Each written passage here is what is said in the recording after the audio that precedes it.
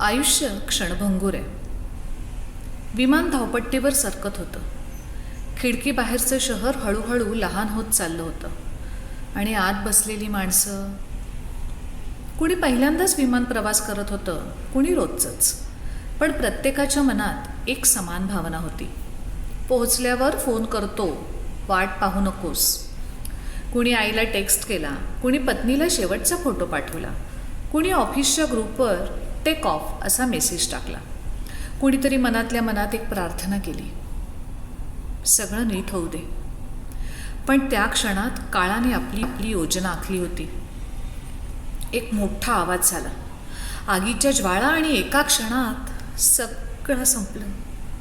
पिशव्या, passport, mobile, घड्याळ सगळं जागेवर होतं. फक्त माणसं उरली नव्हती. उरली फक्त राख आणि त्या मागे राहिलेल्या माणसांची वाट पाहणारी नजर. त्या फोनवरचे शेवटचे मेसेज अजूनही वाचले गेले नाहीत. Call me when you land, miss you already, take care.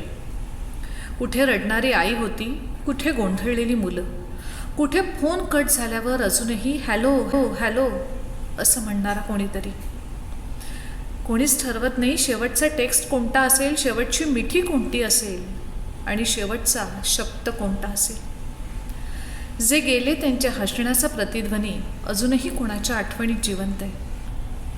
त्यांनी मागे ठेवलेली स्वप्न, आवाज, माणुसकी, हे सगळं आपल्याला एकच गोष्ट सांगून जातं, आयुष्य क्षणभंगूर आहे. त्यामुळे प्रत्येक क्षण जगा, प्रेमाने, माफ करत आणि अगदी मनापासून. ओम शांती.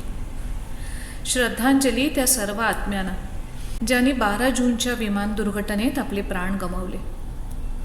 मृत्यू अटळ आहे, पण तो येईपर्यंत मृत्यूशिवाय जगणं हेच खरं आयुष्य आहे. भावपूर्ण श्रद्धांजली जे अचानक काळाच्या प्रवाहात हरवले.